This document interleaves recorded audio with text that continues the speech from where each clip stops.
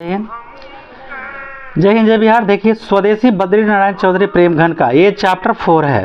ठीक है, काव्यखंड का है। लेखक का जन्म कब और कहाँ हुआ था? भारतेंदु युग के प्रमुख कवि बद्री नारायण चौधरी प्रेमघन का जन्म उत्तर प्रदेश के मिर्जापुर में 1855 ईस्वी में हुआ था। वे काव्य और जीवन दोनों क्षेत्रों में भारतेंदु हरिश्चंद्र को अपना आदर्श मानते थे। इन्होंने रसिक समाज की स्थापना कब की थी? इन्होंने 1874 ईस्वी में मिर्जापुर में रसिक समाज की स्थापना की। इन्होंने आनंद कादम्बिनी मासिक पत्रिका तथा नारी नीरद नामक साप्ताहिक पत्र का भी संपादन किया था। वे किस अधिवेशन के सभापति रहे और उनकी मृत्यु कब हुई? यानी बद्री नारायण साहित्य सम्मेलन के कलकत्ता अधिवेशन के सभापति रहे। इनकी मृत्यु 1922 ईस्वी में हुई। कवि बद्री नारायण की रचनाओं का नाम लिखें। इनकी रचनाएं प्रेमघन सर्वस्व नाम से संग्रहित है। भारत सौभाग्य तथा समागमन इनके प्रसिद्ध नाटक हैं।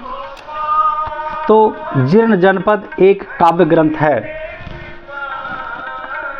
काव्यगत विशेषताओं की विशेषता का उल्लेख करें। प्रेमघन निबंधकार कवि एवं समीक्षक थे। वे निहायत कलात्मक एवं अलंकृत गद्य लिखते थे। इन्होंने अपने काव्य में ग्रामीण जीवन की यथार्थवादी चित्रण किया है। इन्होंने अपनी अधिकांश रचनाएं ब्रजभाषा एवं अवधि में की, किंतु युग प्रभाव के कारण उनमें खड़ी बोली तथा गंधोन्मुखता भी आ गई है। इन्होंने राष्ट्रीय स्वाधीनता की चेतना की अपना लक्ष्य माना तथा सामंतवाद एवं साम्राज्यवाद को विरोध किया। कविता का परिचय दे। प्रस्तुत कविता स्वदेशी प्रेमघन द्वारा लिखित रचनाएं प्रेमघन सर्वस्व से संकलित है। इसमें नव जागरण का स्वर मुखरित है। दोहों को विषय वस्तु और काव्य वैभव कविता के स्वदेश भाव को स्पष्ट करते हैं। कवि की चिंता आज के परिवेश में प्रासंगिक है। कविता के शीर्षक सार्थकता स्पष्ट कीजिए। देशवासियों में स्वदेश प्रेम की भावना का अलख जगाने के लिए कवि ने प्रस्तुत पाठ का शीर्षक स्वदेशी रखा है, जो विषय वस्तु के प्रतिपादन तथा काव्य वैभव की दृष्टि से सर्वथा सार्थक है। कवि ने लोगों की मनोवृत्ति अर्थात प्रवृत्ति को देखते हुए ऐसा शीर्षक रखा, क्योंकि पराधीनता के कारण लोगों की प्रवृत्ति भारतीय संस्कृति के प्रतिकूल तथा विदेशी प्रभावों के कारण स्वाभिमान रहित हो गई है। इसलिए कवि ने देशवासियों को स्वदेशी बनने की प्रेरणा दी है। कवि को भारत में भारतीयता क्यों नहीं दिखाई पड़ती? कवि को भारत में भारतीयता इसलिए नहीं दिखाई पड़ती क्योंकि लोगों के आचार विचार, खान पान, वेशभूषा, चाल चलन आदि में महान परिवर्तन हो गए हैं।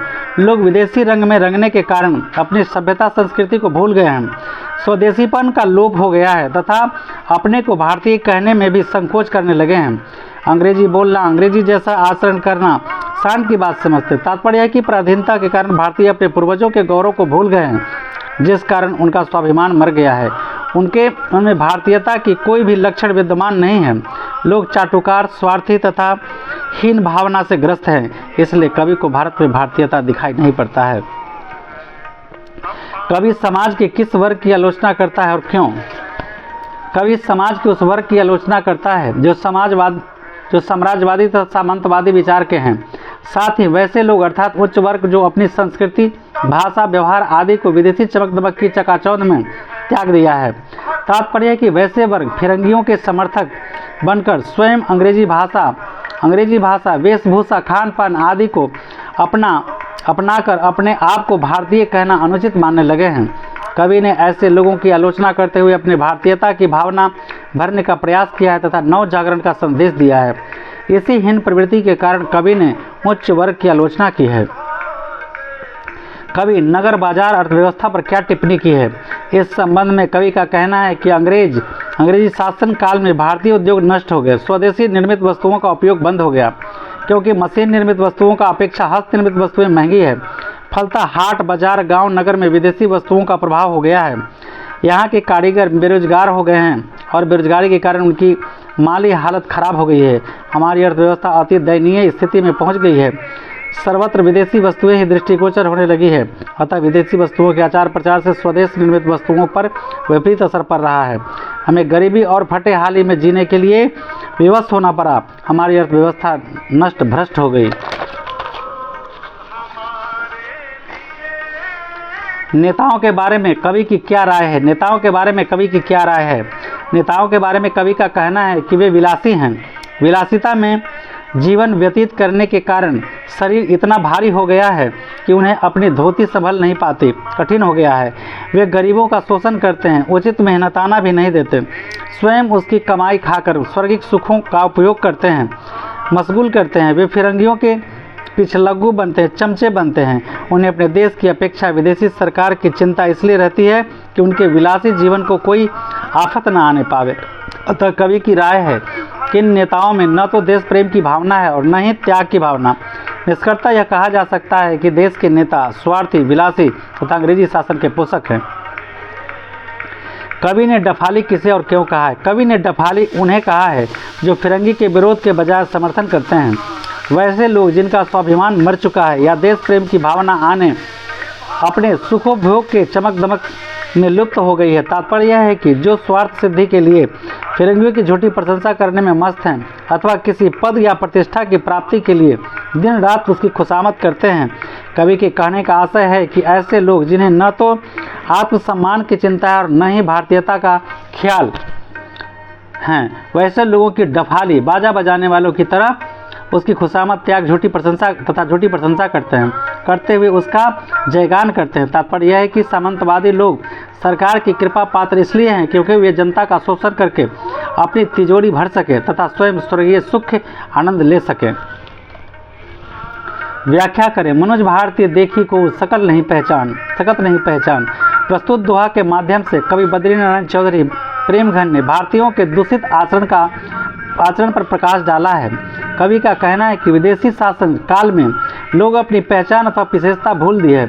आदि काल से ही भारतवासियों की अलग पहचान थी, उनका अलग आदर्श था। रहन सहन, खान पान, वेशभूषा आदि भी सभी अपने ढंग के थे, किंतु इस पराधीनता के कारण भारतीयों को यह विशेषता नष्ट हो गई है। हिंदू, मुसलमान, क्रिश्चियन की पहचान अर्थात लोगों ने अपने आदर्श चरित्र तथा सामंतवादी विचार का त्याग करके अपनी पहचान खो दी है।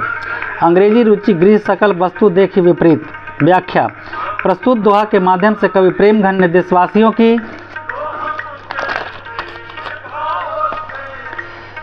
हीन प्रवृत्ति को उजागर किया है। कवि का कहना है कि लोग अपनी महान संस्कृति को छोड़कर विदेशी संस्कृति अपना ली है। कवि इस बात पर दुखी होता है कि जिस देश की ज्ञान, गरिमा तथा संस्कृति की महानता का गुणगान वेदों में किया गया है, उस देश के लोग अपनी संस्कृति का त्याग करके विदेशी संस्कृति को अपनाना स्वीकार किया है। कवि ने उन्हें राष्ट्रीयता की भावना का संचार करने के लिए प्रेरित किया है। आपके मत से स्वदेशी की भावना किस दोहे से अधिक प्रभावशाली, स्पष्ट करें।